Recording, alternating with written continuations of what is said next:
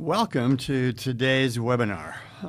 We've labeled this the 11 components of a best of class 360 assessment. I'm Jack Zenger here with my colleague Joe Folkman. Hello.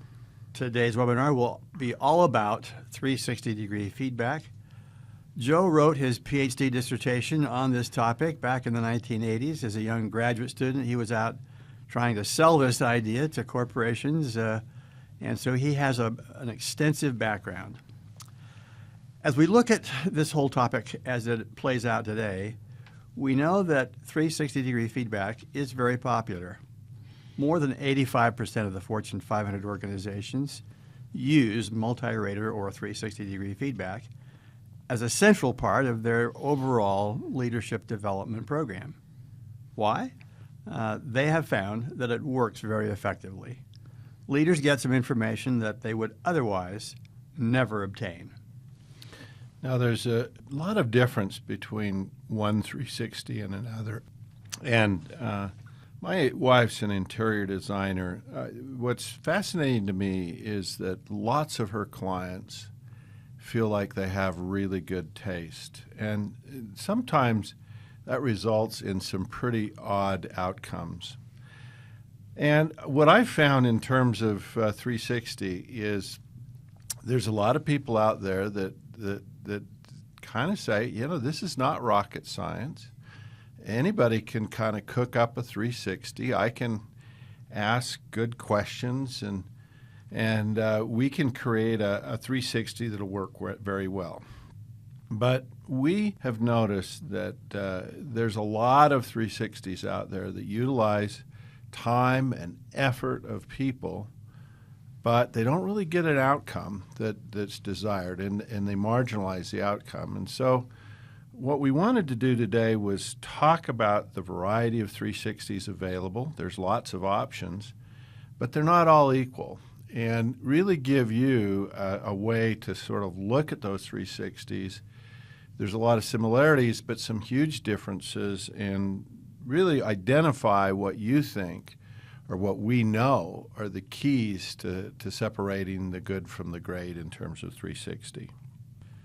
So we hope that flashing on your screen right now is a question that we'd like you to respond to.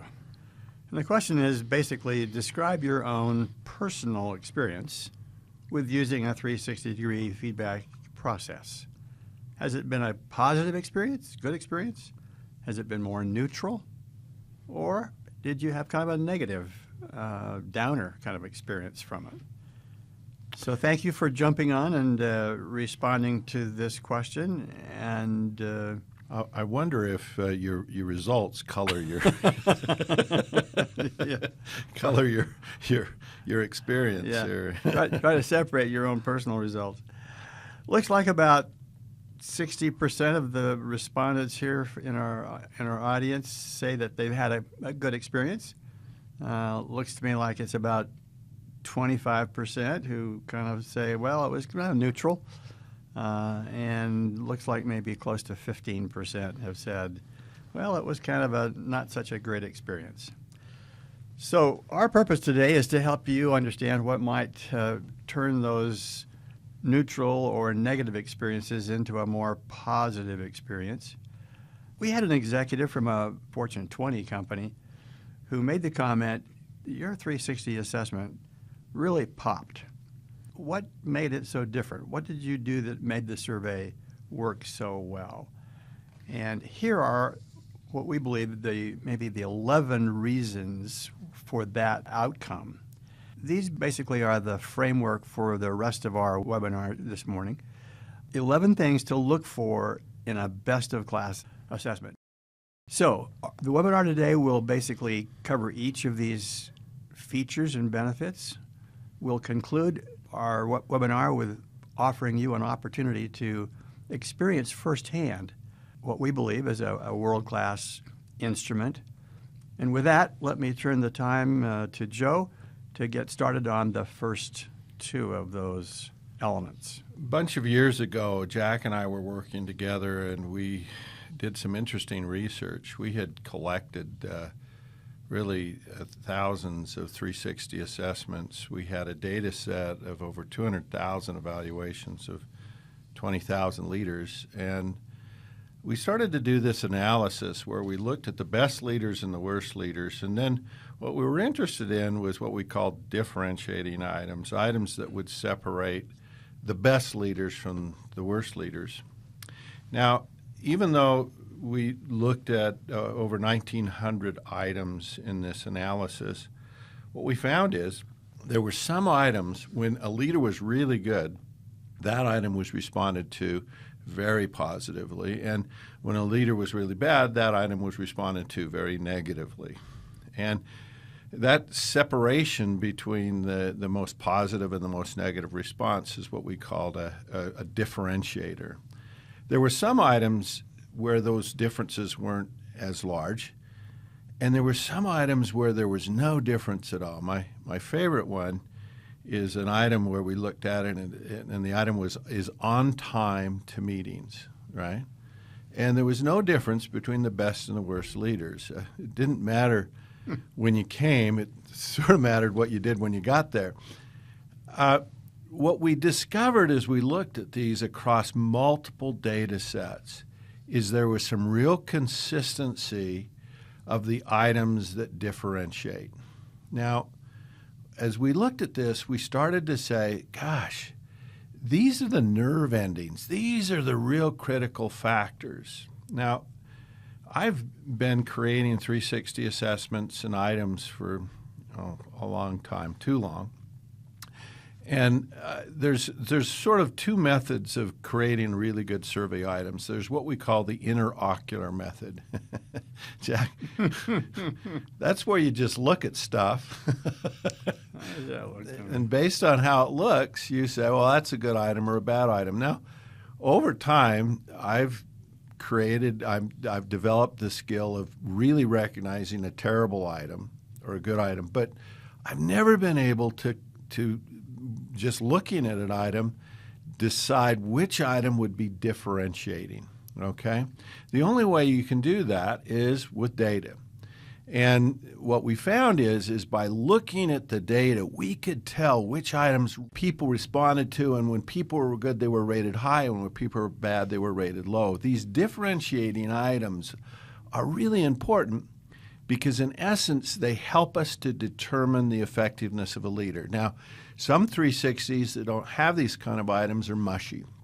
The results come back, and the good people are a little bit worse are a little bit better, and the bad people are a little bit worse. But there's not a huge gap between the two. And so everybody sort of comes out of that, and they all kind of say, yeah, I'm okay. This graph right here that we're looking at here, differentiating items predict outcomes, see, that's the real key to a great 360. I mean, the idea of a 360 is that you believe that leadership behaviors impact outcomes in a company. Well, if you believe that, then you ought to be able to measure that. In other words, you ought to be able to look at the 360 data, and based on that data, there ought to be a difference in the outcome. So in this one, this graph that you're looking at, the worst leaders, those at the bottom 10%, the percentage of people that thought about quitting was over 80%, and this is a large financial services company. But if you look at the best leaders, those at the 90th to 100th percentile, you can see there that only 5% of the people thought about quitting. So you have leadership effectiveness on the horizontal axis. The vertical axis is the percentage of people that think about quitting. So what we know about this is differentiating items are really the key. And, we would say that a key and a critical characteristic of a 360 that really works, has got to be able to predict these organizational outcomes. And Joe, would you observe too that many of the organizations or many of the people who provide these instruments provide them by giving a deck of cards to people and saying, why don't you just sort these cards out and choose the ones that you think best, and we'll have a popular vote.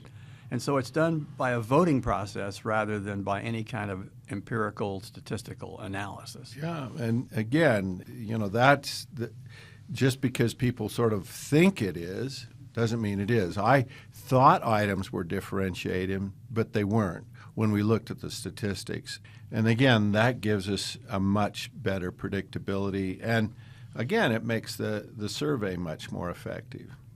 The second thing is the response scale. When we first started doing this 360 assessment, we used an agree-disagree 5-point scale. And if you look at an item like listens carefully and attentively, let's say that this person, you think the respondent says, well, they're okay. They're not great, they're not terrible, but they're okay. And so on that scale, the tendency was to mark agree. And the message is you're okay. Now, when the participant receiving the feedback got that feedback, they look at the feedback and say, I got 4 out of 5. That's not bad. I'm doing really good. And what we have here is a false positive. I mean, the message from the rater is you're okay. The message the participant received is I'm doing really well.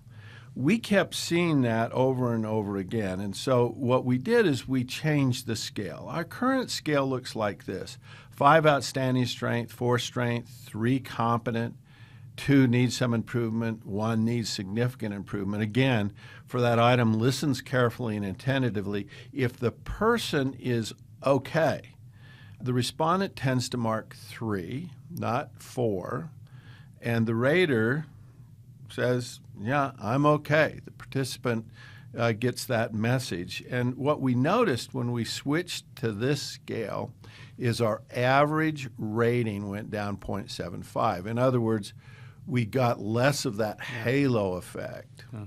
And one of the real downsides of 360 is that people do it and everybody looks like they're a genius. Well, they're not. And again, if you're getting this kind of result in your 360, it's giving you a false positive, and again, that's saying something that isn't true.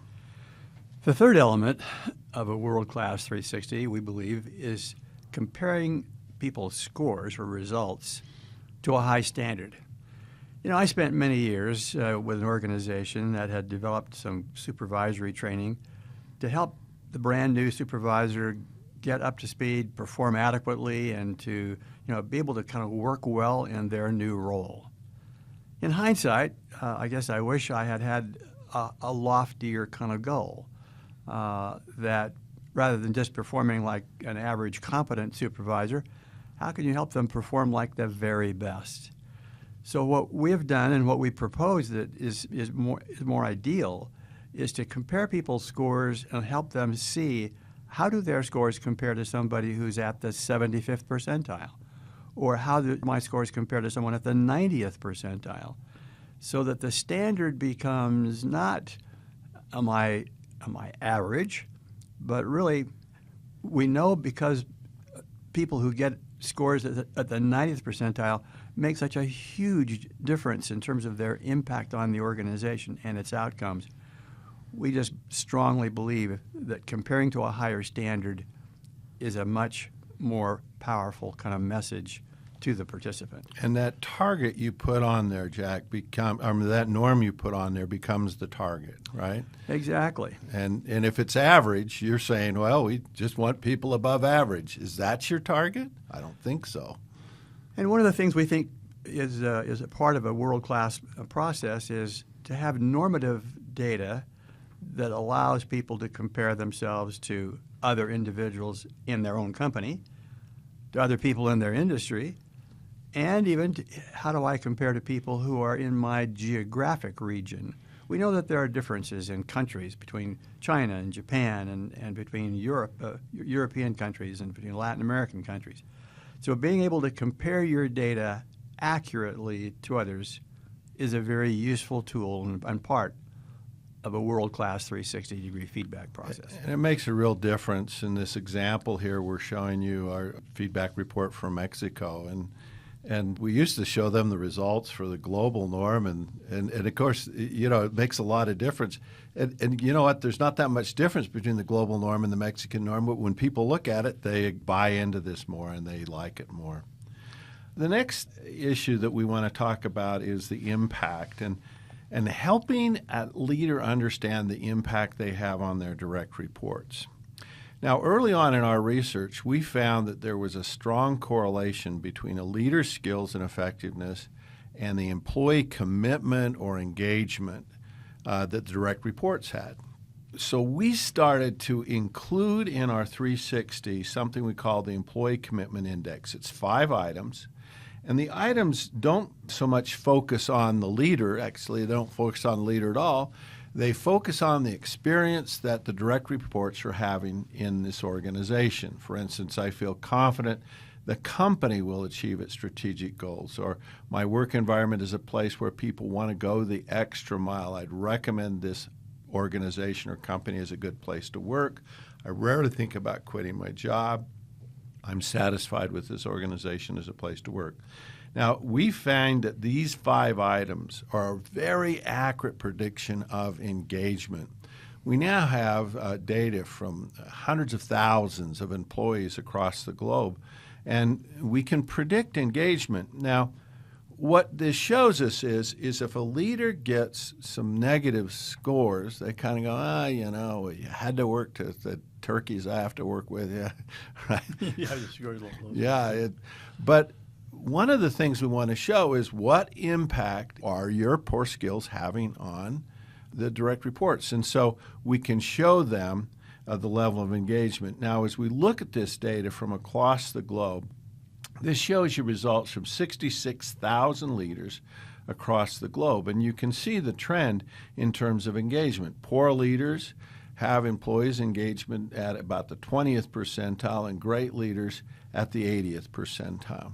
And we've demonstrated this over and over again, in every country. As we look at this data here, we can look, here's the trend in the United States, and here's Canada, and here's Europe. And here's Latin America, Middle East, Asia, Africa. And while there's a little bit of difference in where that engagement is in the different countries, what's always true is it always goes up. And no matter what country we're in or what organization we're working with, this is a very consistent finding.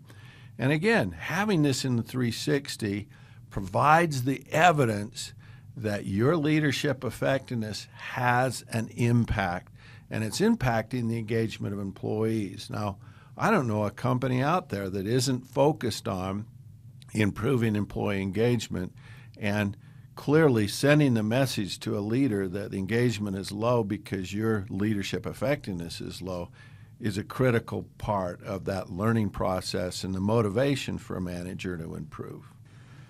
The 5th element we want to discuss has to do with measuring the varied degree of importance of each of these topics that a 360 measures. So, for example, the same competencies that are really important to somebody who is in charge of strategic planning may be somewhat different than the person who's in charge of the facilities, or the person who's in charge of customer service or works in that function has a very different profile of importance than people who are in operations. So we believe that an excellent 360 needs to help people identify what's really important to me now in my job and be able to provide that information to them to help them then in deciding where do I put my attention, where do I put my focus, what do I choose to work on. What we see is that as you look at organizations, their importance rankings differ, and there are different importance rankings for different functions. But again, everything that's measured isn't of equal importance to every participant at that moment in time. And therefore, there needs to be some way for them to have that information shown to them clearly. And Jack, we used to try to measure this in so many different ways. We at first had a scale in there that measured the importance of every item, and guess what? Everything was important. And so we found we never could get any good data by that process, and so we found the only way that we could do this is with a ranking system where we'd give people the choice of what are the top 4 competencies that are critical for this person to do well to be successful. And again, that works really well. And one of the things that's helpful here is that you can create these aggregate reports and look at importance across an organization, and that's really helpful too. Another critical characteristic is this idea of building strengths. So when I first got into the 360 business, I thought my job was to point out to people what was wrong with them. So I'd give them a 360 and I'd say, figure out why you're such a loser. And it was a fun job. Yeah. But nobody liked me. But when Jack and I got together over a decade ago and we started to look at the data, we looked and we said, what makes a great leader and what makes a terrible leader? One of the things we discovered is that terrible leaders do some things really wrong.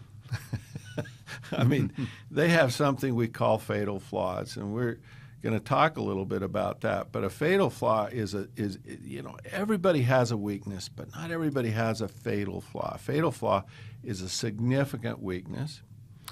We actually looked at the data. We found that when you think about, well, what percentage of people do you think have fatal flaws? Is it 50%, 60%? It's actually only 25%, depending on the organization. So if you have a fatal flaw, we said, and we continue to say, you need to fix it. It's going to hurt you. But what about people that don't have any fatal flaw? Now, the typical process that a leader goes through to improve before we started suggesting building strengths is they'd always choose the lowest rated item and try to push it up. And the idea was if you had 16 competencies, they'd push up the bottom one, push up the bottom one. Over time, they'd imagine themselves to be great to get everything up to the 90th percentile. That's how you create a great leader. So they're always working on the thing that they're rated the lowest and trying to push it up. But then when we looked at the data, we said, what's the difference between good leaders and great leaders? And what we found is great leaders did a few things incredibly well. They had a profound strength. And then when we tried to analyze that a little bit, we found out that they didn't need to be great at everything. That, in fact, if people just did three things well, if they had three profound strengths, their average effectiveness was at the 81st percentile. And this caused us to have a tremendous insight. We'd always told people to focus on what's wrong, to work on your weaknesses, and that created a very negative approach to the 360. And I would suspect, Jack, what do you think? What percentage of organizations are still doing that? Maybe 25% still do it.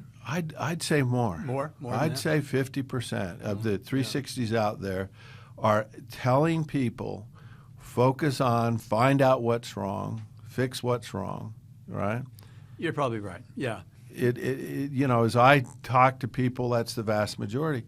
But what we discovered was that it was not the absence of weakness that made you great, it was the presence of strength. So this message of figure out find something you can do incredibly well. Now, here's the message from this. What we've discovered is that when people focus on their strengths using our approach, we've actually found that in a test, and this is a test where we looked at 4,000 leaders, and we just looked at the leaders who didn't have any fatal flaws here, who made a significant improvement, and we found that about 48% of the leaders were able to make a significant improvement when they didn't have a fatal flaw, and they went from the 55th percentile in the pretest, and then 18 months to 2 years later to the 75th percentile. So they went from just barely above average to in the top quartile. And as we looked at this across different management levels, top management, senior leaders, middle management, supervisors, and individual contributors, you can see that improvement went across the board. That's an interesting message too, because senior leaders, We know that leadership flows downhill. Senior leaders can improve just as much as everybody else, and this methodology works for them as well as other leaders in the organization. The seventh element of a world-class 360, we think, is to focus the written comments in a way that really is of greatest value to the participant. So we, for instance, have asked basically three questions. One of the questions is, what are this person's real strengths? What does he or she do extraordinarily well? And we think that's an important beginning because often people don't fully appreciate the things that they do so well. The second one is to focus on this topic of, does this person possess a fatal flaw? And if so, do you have suggestions as to what they might do to overcome that? We know that the term fatal flaw is not appealing to everyone. We have some organizations who like to kind of change that to stumbling blocks or derailers or other terms. But what we are trying to get away from is to encourage all the respondents, who average about 17 people for each of these participants. We don't want every respondent writing down a whole long list of little suggestions about how you might be a better person. We do want them to kind of say, are there some things that really are detracting from your behavior and your performance, and how can we help you see what those are, and what suggestions do we have for you to change those? So, yeah, and Jack, this is so different. And when we first started doing the 360, we said, what are your strengths? Do you have any weaknesses? And we get 2 long lists. yeah. And people would, if you ask, what are your weaknesses? It's like, oh, well, you're not so good at this. You're not. And changing it to this more dramatic fatal flaw just gave us a very different view than the list of weaknesses, which would almost force people to focus on their weaknesses. And I think the operative word here is that it does provide focus, that it does help people to kind of home in on the really important topics. So again, we would encourage, as you think about the 360-degree feedback process in your own organization, to avoid just asking people to write down the longest possible list of all the potential tiny improvements that the participant might make, and instead make sure that they're getting feedback on what is it that really stands in their way from becoming an exceptional leader. And again, as we looked at the data here in our study, where we looked at, again, the pre-post data, we found that 29% of the leaders in that database had one or more fatal flaws. Again, that's a competency at the 10th percentile. 61% of the leaders with fatal flaws did make a significant improvement. Now, they start off at the 18th percentile. They are just down to the bottom. Yeah, they are at the bottom, and improved to the 46th percentile. I remember that blog we wrote a couple of years ago, Jack, about can leaders change their spots? That was our HBR blog a few years, a very popular blog. And a lot of people, they're not that optimistic. When we talk to leaders and we say, can really poor leaders improve? No, they can't. Guess what? They can. And it's possible. And we've measured it here. Imagine your change if you're a leader at the 18th percentile and going to the 46th. Now, you're not great, but boy, you've gone from in trouble to doing pretty well. To average. Yeah. To average. Yeah. And look at, again, across different management levels. Here's a shock. Guess what?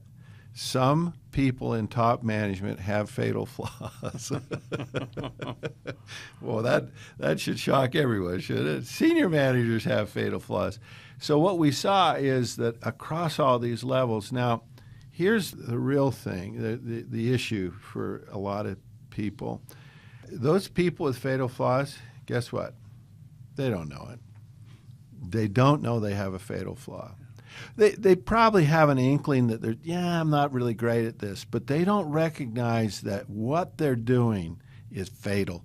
And by fatal, we mean it's going to kill your career and have a significant negative effect on you. And so, again, the reason this works so well is again, just changing this terminology from weakness to fatal flaw really gave people a different motive in terms of changing. I mean, this move from I can do this to I better do this, or it's gonna really hurt my career.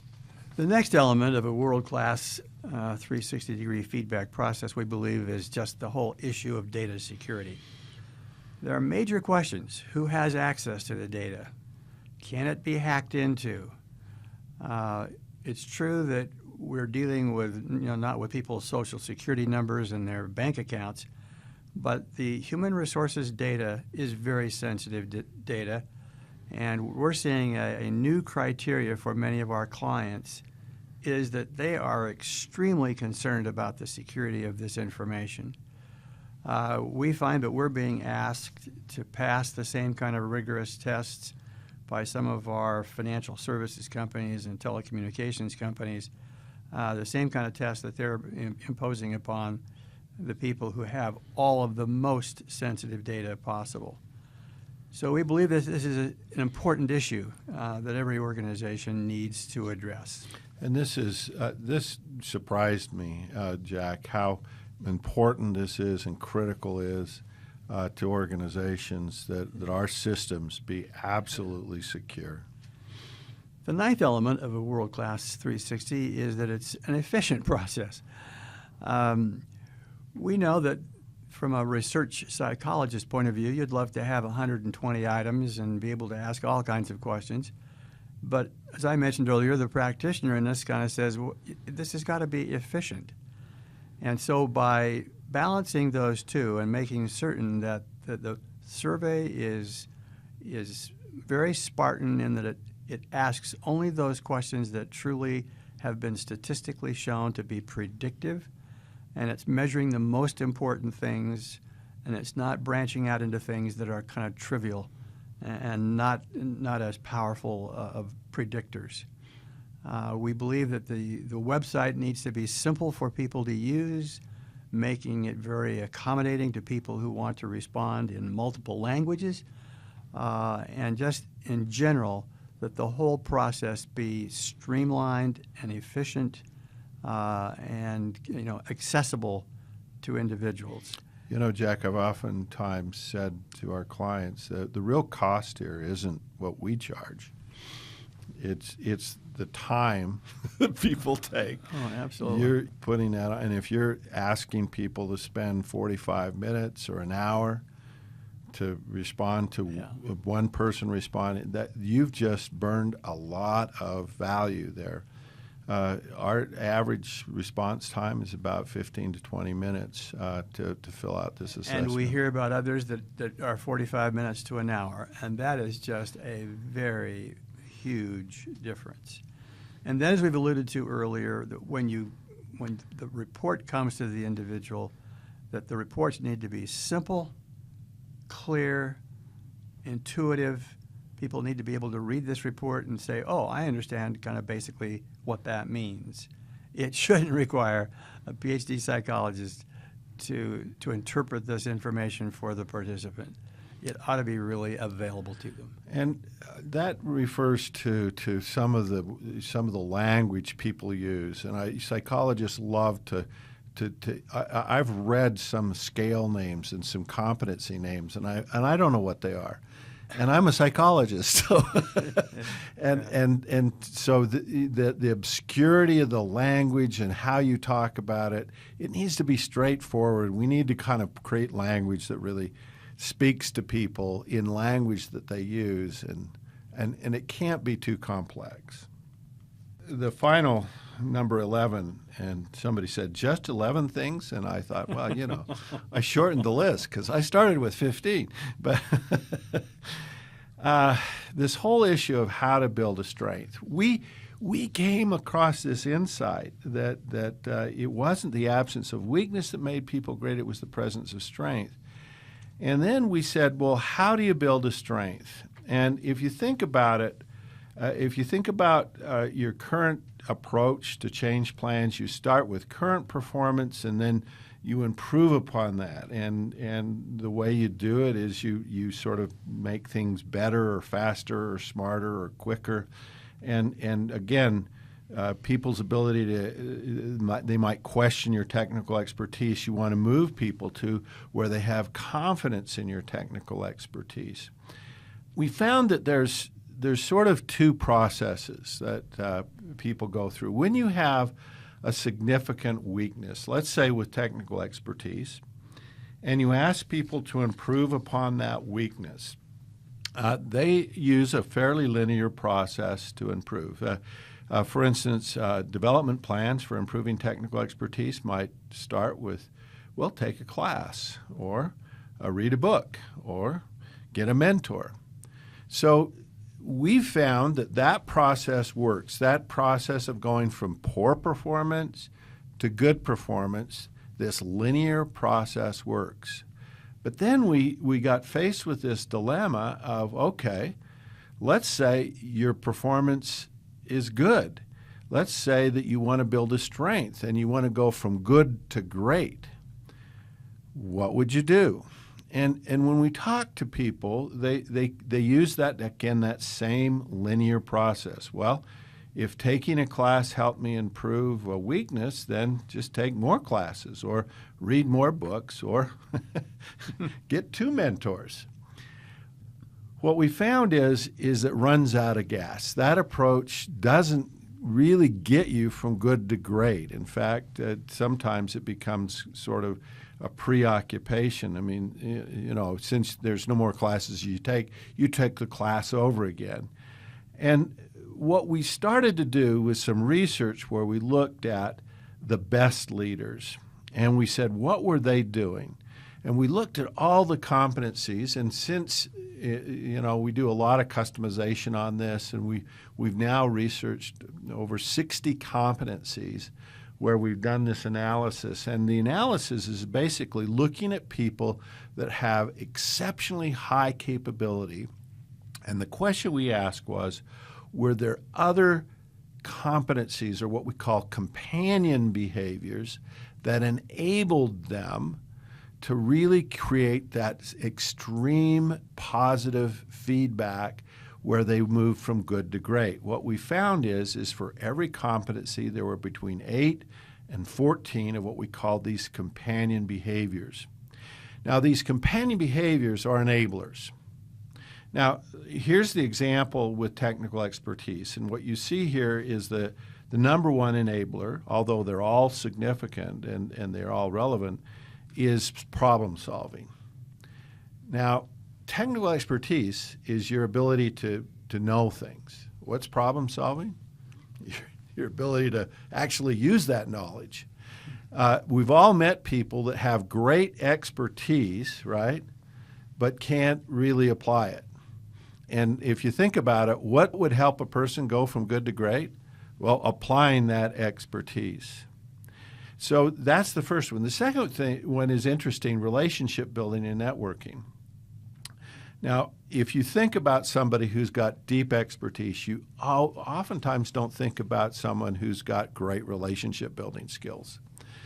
But after we did this research, we found a fascinating study done at Bell Labs where they were looking, this is a 30-year-old study, where they looked at their best, most productive scientists, and they said, what's the difference between our best scientists, they call them the stars, and average scientists? Well, the first test they did, they said, well, they got to be smarter. Well, they did a test, and they found out they weren't. Everybody at Bell Labs was smart. So they weren't smarter. They didn't go to better schools. Well, what was the difference? Turns out that the most productive scientists at Bell Labs, they created relationships. They were interacting with others. The unproductive scientists they hidden away in the corner, never talked to anybody. But the really productive scientists, they had good relationship building skills. The relationship building skills helped them to improve their expertise because they had a network of people that supported them in that. Jack, as we've sat down with literally thousands of people, we get a lot of just ahas going off when we demonstrate this nonlinear development and the power it creates. Before we had this, people would create a development plan. They'd say, well, what are you going to do? I'm going to be a good communicator. So what are you going to do? I'm going to communicate more. Yeah, right. Everything was linear. With this technology, what we've been able to do is ask people to select 1 or 2 or 3 of these companion behaviors, and then the richness of this plan comes together. Now, in the last few months, we've done another study where we demonstrated the fact that when people improved, they actually improved on these companion behaviors. So we really have good evidence to show that this stuff really works.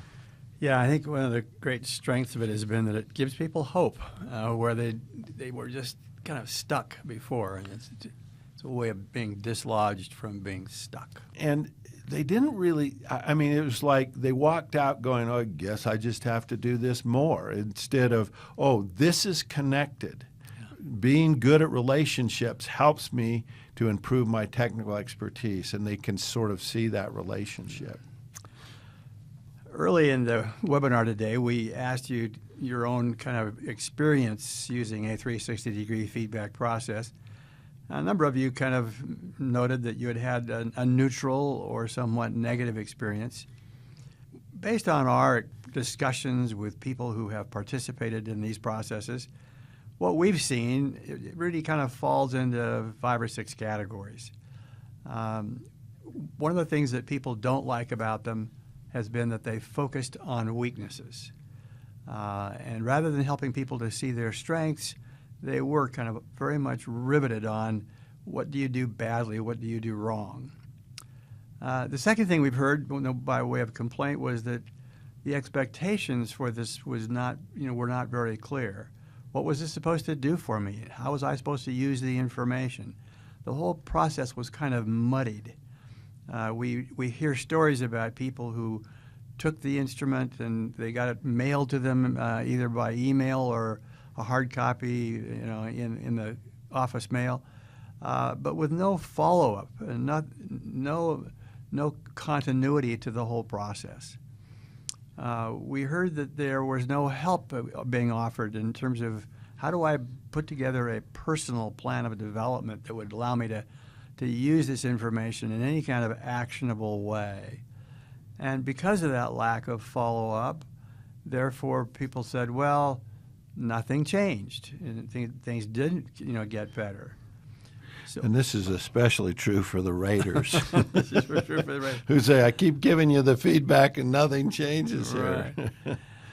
So we hope that by paying attention to these 11 elements of a world-class 360 that we have been describing for the last few minutes, that you can see that each of these has a remedy, and each of these can be overcome if the instrument is a powerful instrument, if the process is a good process, if the way it's implemented and sustained really allows it to have the impact that it has potentially. Jack, you've done this for a long time. Do you know of any process that's more powerful than this 360 process in terms of creating change for I think leaders? the reason why 85% of the Fortune 500 use 360s is that they've just not been able to find anything that comes close, anything that's better. Nothing that is so efficient, nothing that is so insightful, nothing that is kind of so broadly applicable, and that it has the capacity of being done over and over again as the years go on to help people in their career. So if you've heard something that piques your interest, we hope that you will contact us. We'd like to help you kind of take a test drive of the kind of instrument that we've described to you. And so please contact us using the information on the screen here, and we will make a way for you to obtain either a personal individual assessment or to have a pilot process run within your organization. But we want to have you have the opportunity to experience this kind of a world-class process. In conclusion, let us just observe that, yes, there are many 360-degree feedback instruments out there. Many organizations find it tempting to kind of try to create one on their own. We hope that what we've shown you about the importance of having normative databases, having strong data security, and the other kind of elements that we've talked about will give you some perspective on whether those are good ideas or whether there might be some value in working with an experienced external supplier of this whole 360 tool. The Zenger Folkman's 360 is designed specifically with all 11 of these elements in mind. We certainly look forward to answering any questions that you have. So thank you very much for attending today's webinar. You know, Jack, feedback is a gift. Yeah, right. Thanks so much.